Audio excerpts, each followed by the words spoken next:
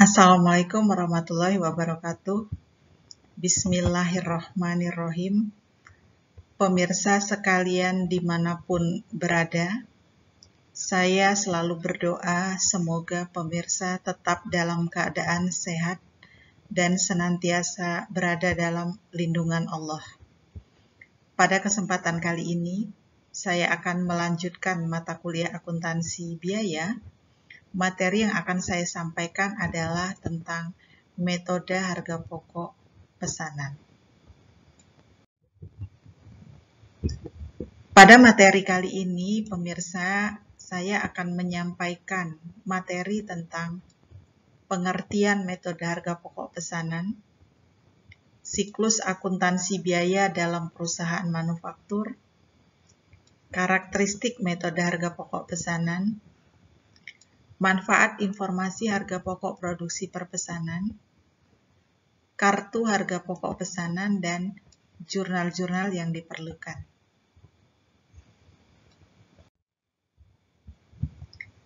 Saudara sekalian, metode pengumpulan harga pokok produksi sangat bergantung kepada sifat, karakteristik, dan pengolahan bahan menjadi produk jadi yang akan memengaruhi metode pengumpulan yang akan digunakan.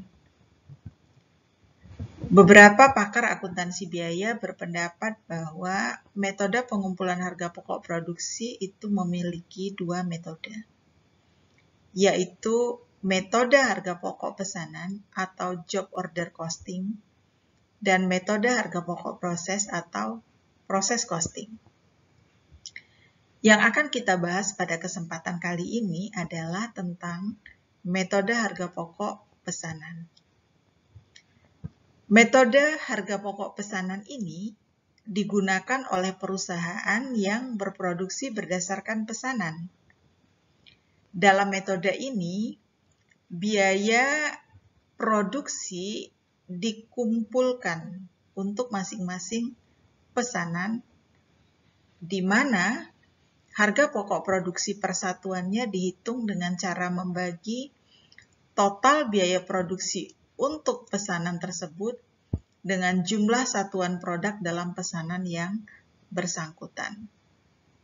Jadi nanti dalam metode harga pokok pesanan ini, biaya produksi itu akan dikumpulkan berdasarkan masing-masing pesanan.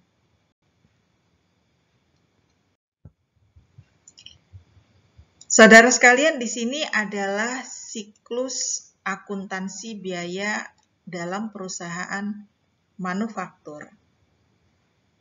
Jadi diawali dari pembelian dan penyimpanan bahan baku, kemudian diolah menjadi produk jadi, kemudian disimpan ke dalam gudang. Nah, saudara, untuk mekanisme pengolahan bahan baku menjadi produk jadi kita akan lihat di dalam siklus yang ada di bagian kanan di sini. Jadi diawali dengan penentuan harga pokok bahan baku yang dibeli. Lalu ditentukan harga pokok bahan baku yang dipakai. Jadi harga pokok bahan baku yang dibeli tidak harus sama dan tidak selalu sama dengan bahan baku yang dipakai. Nah, di sini ada harga pokok bahan baku yang dipakai atau biaya bahan baku atau biaya bahan langsung. Kemudian di sini ada biaya tenaga kerja langsung, lalu ada biaya overhead pabrik. Bukankah sudah saya sampaikan dalam pertemuan sebelumnya bahwa elemen biaya produksi atau biaya manufaktur terdiri dari biaya bahan baku atau biaya bahan langsung, biaya tenaga kerja langsung, dan biaya overhead pabrik. Nah, kemudian ketiga biaya tersebut dikumpulkan, setelah itu baru ditentukan harga pokok produk jadi.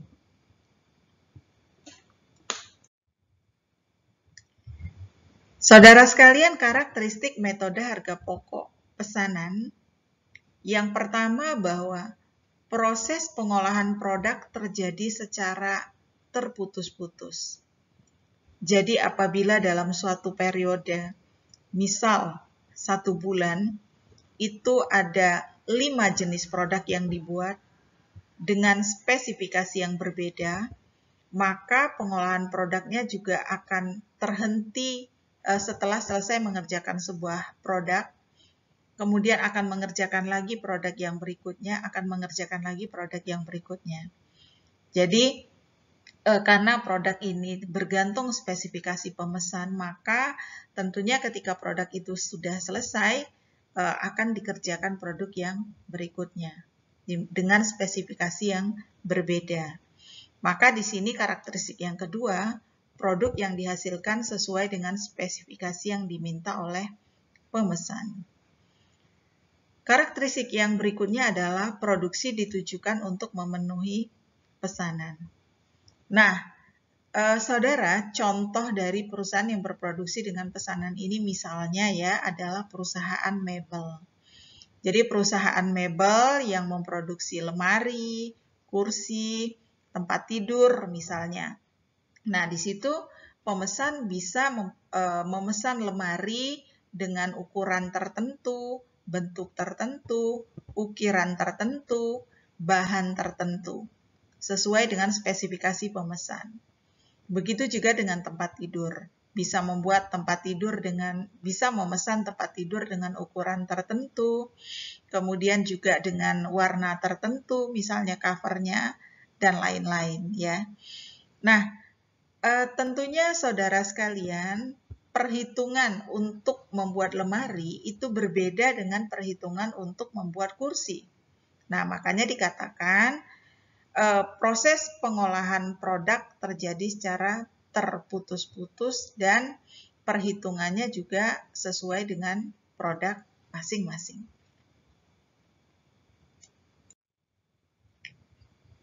Kemudian saudara sekalian untuk kartu harga pokok. Jadi kartu harga pokok ini merupakan catatan penting dalam metode harga pokok pesanan. Kartu ini berfungsi sebagai akun pembantu yang digunakan untuk mengumpulkan biaya produksi tiap pesanan produk. Biaya produksi untuk mengerjakan pesanan dicatat secara rinci di dalam kartu harga pokok pesanan yang bersangkutan. Jadi banyaknya kartu harga pokok pesanan bergantung kepada banyaknya jenis pesanan dan pemesan. Biaya produksi langsung dicatat dalam kartu harga pokok pesanan yang bersangkutan secara langsung. Sedangkan biaya produksi tak langsung dicatat dalam kartu harga pokok pesanan berdasarkan tarif tertentu.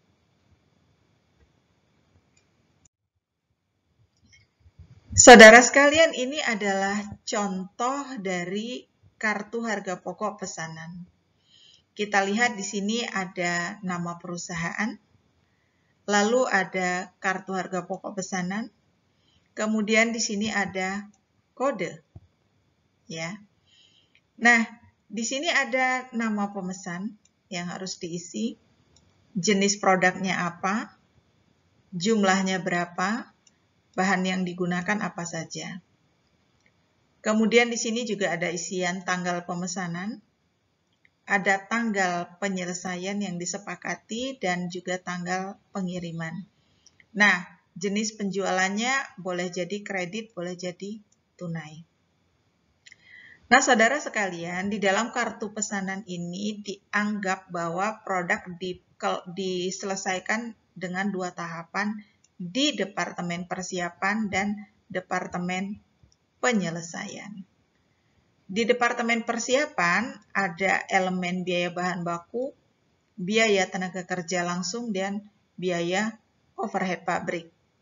Di sini ada tanggal, jumlah, tanggal, jumlah, tanggal, jumlah. Saudara, produk dalam proses yang sudah diselesaikan di Departemen Persiapan itu akan ditransfer ke Departemen Penyelesaian dalam contoh kartu ini. Nama departemennya tidak harus sama ya saudara, ini hanyalah contoh saja. Jadi produk yang sudah diselesaikan di Departemen Persiapan akan ditransfer ke Departemen Penyelesaian. Nah, produk yang ditransfer dari Departemen Persiapan ke Departemen Penyelesaian itu akan masuk ke kolom biaya bahan baku. Sebenarnya bukan lagi biaya bahan baku ya, tapi harga pokok yang berasal dari Departemen Persiapan. Nah, kemudian ada lagi kolom biaya tenaga kerja langsung dan biaya overhead pabrik. Kita akan hitung semua totalnya, nanti akan diketahui berapakah biaya produksinya. Nah, kemudian di sini juga ada tempat untuk menuliskan harga jual. Harga jual itu kemudian kita akan kurangkan dengan harga pokok produksi. Ketika harga jual lebih tinggi dari harga pokok produksi, berarti akan diperoleh laba dan sebaliknya.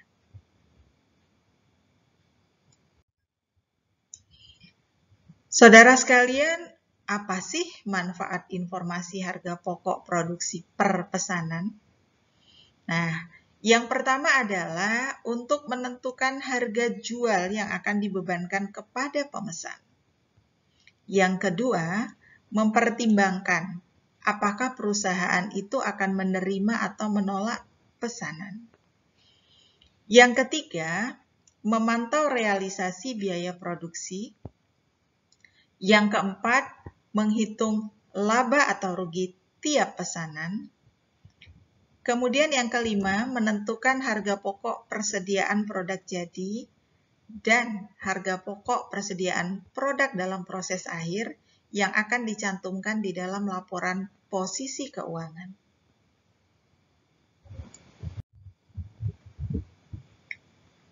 Saudara, di sini kita lihat karakteristik metode harga pokok pesanan.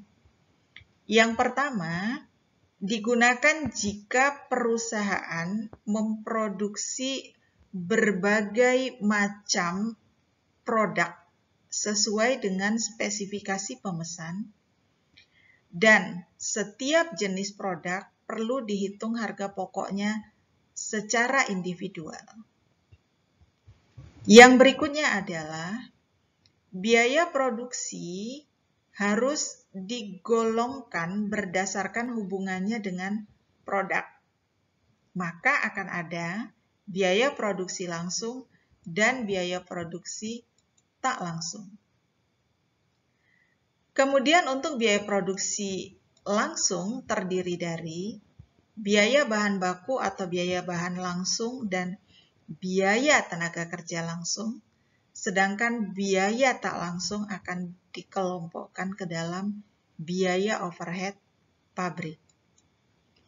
Biaya produksi langsung diperhitungkan sebagai harga pokok produksi pesanan tertentu berdasarkan biaya yang sesungguhnya terjadi, sedangkan biaya overhead pabrik diperhitungkan ke dalam harga pokok produksi berdasarkan tarif, ya, atau biaya yang dibebankan. Yang terakhir, saudara sekalian, harga pokok produksi per unit dihitung pada saat pesanan selesai diproduksi. Saudara, sebelum kita membahas tentang jurnal, ada hal yang perlu diingat, dicatat, ya, boleh saudara hafalkan.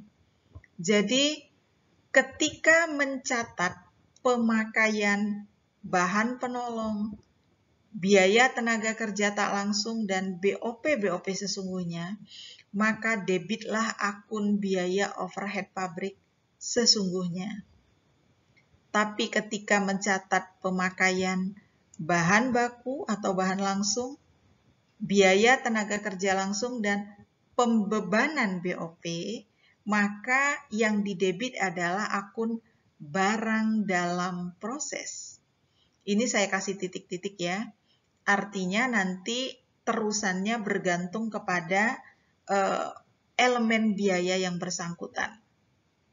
Jadi kalau misalnya mencatat pemakaian bahan baku, berarti yang didebit adalah barang dalam proses biaya bahan baku. Kalau mencatat biaya tenaga kerja langsung, maka debitnya adalah barang dalam proses biaya tenaga kerja langsung. Kalau mencatat pembebanan BOP, maka debitnya adalah barang dalam proses biaya overhead pabrik.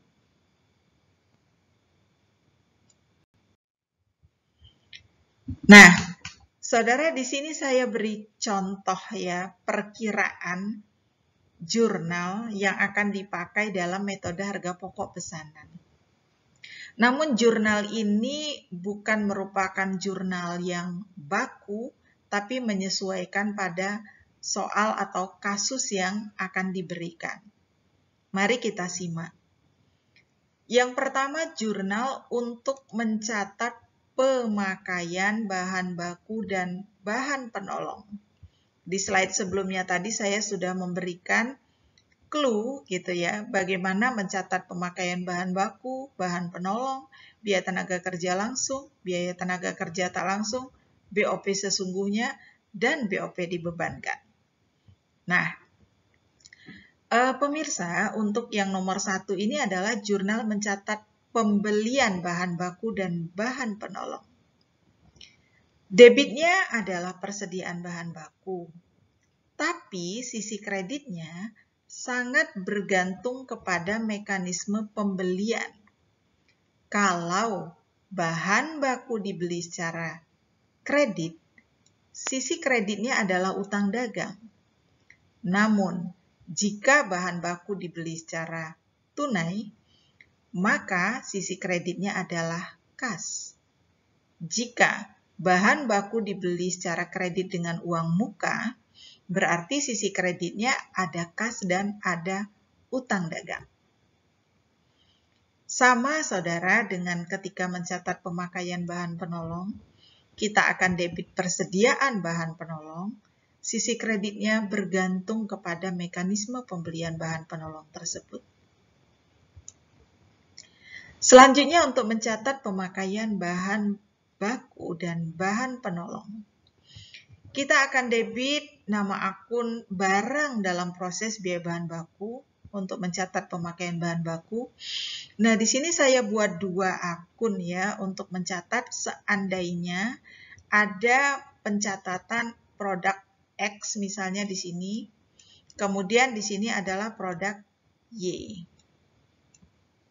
Nah, maka kita akan debit barang dalam proses biaya bahan baku X, barang dalam proses biaya bahan baku Y. Adapun sisi kreditnya adalah persediaan bahan baku. Saudara, kalau mencatat pemakaian bahan baku, ya, kita debit barang dalam proses. Tapi ketika mencatat pemakaian bahan penolong, maka yang akan kita debit adalah akun BOP sesungguhnya. Dan kreditnya adalah persediaan bahan penolong. Ya.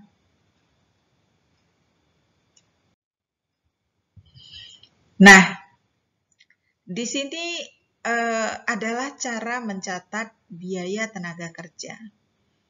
Jadi tadi sudah dikatakan bahwa produk kalau sudah selesai atau penghitungan harga pokok produksi sudah dapat dilakukan ketika produk itu sudah jadi. Padahal gaji biasanya atau upah, gaji dan upah itu biasanya dibayarkan mungkin di akhir bulan. Sehingga pada saat produk itu sudah jadi, bahkan sudah diserahkan kepada pemesan, mungkin upah dan gaji belum dibayar. Oleh karena itu, maka pertama kali yang akan dilakukan adalah mencatat biaya tenaga kerja terutang. Caranya kita debit gaji dan upah, kreditnya adalah utang gaji dan upah. Angkanya nanti letakkan di sini. Yang berikutnya adalah mencatat distribusi biaya tenaga kerja. Kalau di sini ada barang dalam proses biaya tenaga kerja langsung, berarti itu digunakan untuk mencatat biaya tenaga kerja langsung. Nah, kalau misalnya tadi produknya itu ada produk X dan produk Y, ya tinggal di sini kita bedakan saja ya. Yang di atas tadi berarti X, kemudian yang berikutnya adalah kode Y. Nah, di sini ada BOP sesungguhnya, saudara sekalian. Ini adalah untuk mencatat biaya tenaga kerja tak langsung. Kemudian kalau di sini ada biaya administrasi dan umum, berarti kalau ingin mencatat biaya tenaga kerja bagian administrasi dan umum. Kalau di sini ada biaya pemasaran, berarti digunakan untuk mencatat biaya tenaga kerja bagian pemasaran. Kemudian di sini ada gaji dan upah ya, di mana nilai gaji dan upah yang kita cantumkan di sini sama dengan nilai gaji dan upah yang kita cantumkan di sini. Ya. Nah, ketika gaji dan upah tadi sudah dibayar, maka kita akan debit utang gaji dan upah, kreditnya kas. Di mana utang gaji dan upah di sini angkanya akan sama dengan utang gaji dan upah yang ada di sini. Sehingga pada akhirnya nanti akun ini akan tertinggal barang dalam proses dan barang dalam proses, BOP sesungguhnya, dan biaya-biaya ini pada kas. Karena gaji dan upah di sini ada di debit, di sini kita kredit. Ya. Kemudian di sini ada utang gaji dan upahnya di kredit, di sini kita debit. Sehingga akan tersisa akun-akun yang ada di debit ini ya dengan kas yang ada di kredit.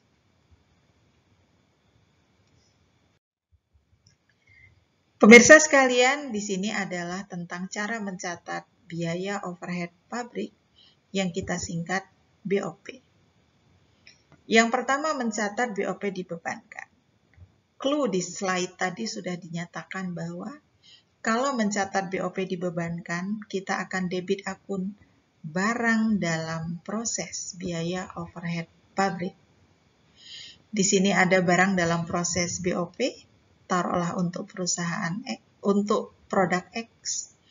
Kemudian di sini juga ada barang dalam proses BOP lagi, taruhlah untuk produk kode Y. Dan BOP dibebankan itu, saudara, dikredit posisinya. Ya. Nah, kemudian di sini ada akun BOP sesungguhnya. Nah, akun BOP sesungguhnya ini digunakan untuk mencatat BOP selain biaya bahan penolong dan biaya tenaga kerja tak langsung.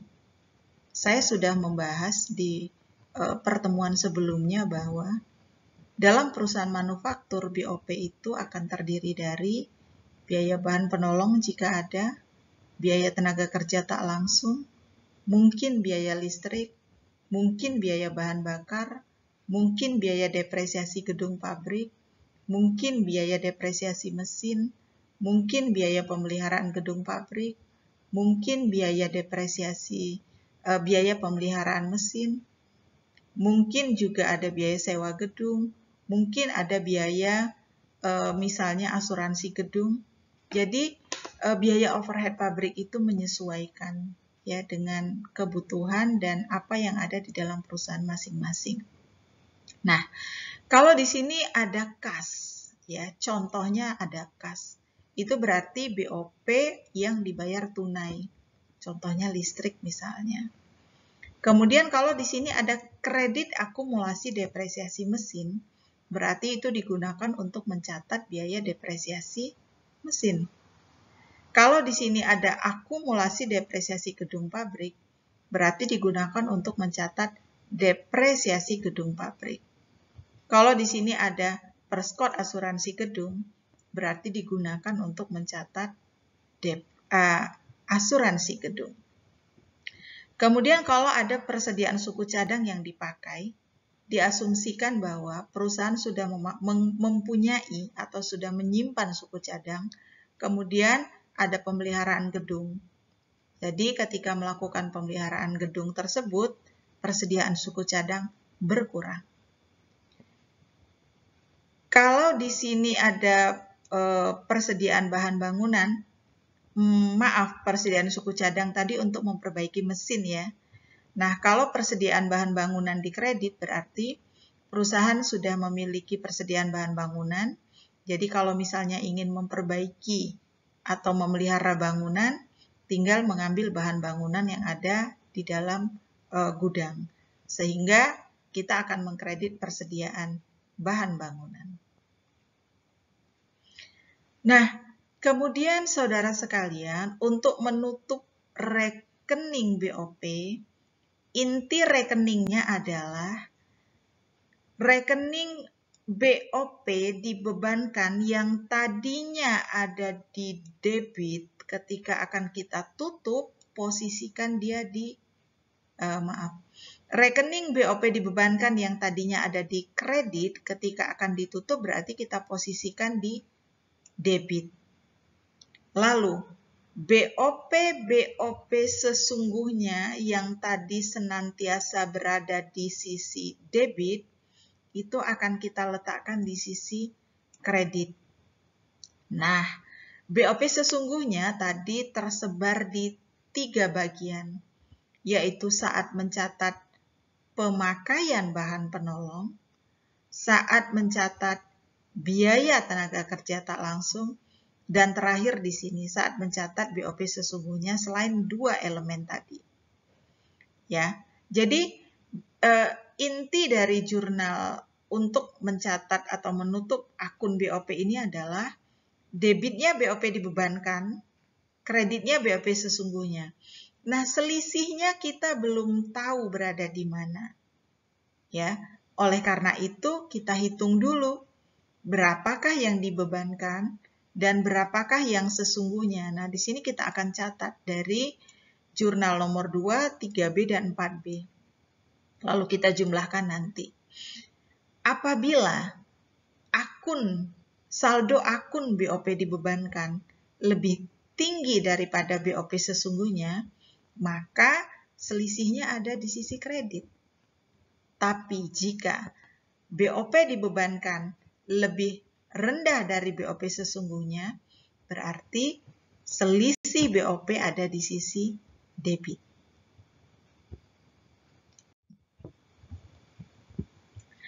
Nah, pemirsa sekalian, sekarang kita lihat jurnal untuk mencatat persediaan produk jadi. Jadi nanti di soal itu akan diberi petunjuk ya, kasusnya menyesuaikan. Apakah diasumsikan ada produk jadi dan produk dalam proses akhir. Kalau produk itu sudah jadi, maka kita akan debit persediaan produk jadi, lalu kreditnya barang dalam proses biaya bahan baku, barang dalam proses biaya tenaga kerja langsung, dan barang dalam proses biaya overhead pabrik. Berapakah angkanya akan kita bahas di pertemuan berikutnya dalam pembahasan kasus. Untuk kepentingan tertentu, mungkin kita perlu, mungkin suatu saat ada perhitungan produk dalam proses akhir. Maka kita debit persediaan produk dalam proses akhir, adapun sisi kreditnya sama ya dengan ketika mencatat produk jadi, yaitu barang dalam proses biaya bahan baku, barang dalam proses biaya tenaga kerja langsung, dan barang dalam proses biaya overhead pabrik. Nah, kemudian untuk mencatat harga pokok barang yang terjual. Jadi saudara sekalian, barang yang sudah terjual itu adalah barang yang sudah diserahkan kepada pemesan, ya, atau sudah diambil pemesan. Itu yang akan kita catat sebagai harga pokok produk terjual. Ya, kita debit harga pokok penjualan, kreditnya adalah persediaan produk jadi. Nah, apabila barang tersebut sudah dijual, maka kita akan mencatatnya bergantung kepada mekanisme pembayaran yang dilakukan oleh pemesan. Kalau pemesan sudah membayar lunas, kita akan debit kas, kreditnya penjualan. Kalau pemesan belum membayar, berarti debitnya adalah piutang dagang, kreditnya penjualan. Namun jika pemesan membayar sebagian atau kredit dengan uang muka, maka debitnya adalah kas, debit lagi piutang dagang, ya, kreditnya adalah penjualan. Kasnya adalah senilai yang sudah dibayarkan, kemudian piutang dagangnya adalah selisih antara total dengan kas yang sudah dibayarkan. Pemirsa sekalian dimanapun berada, demikian yang dapat saya sampaikan. Tetap sehat, tetap semangat dimanapun berada. Lebih kurangnya mohon maaf. Semoga bermanfaat. Wassalamualaikum warahmatullahi wabarakatuh.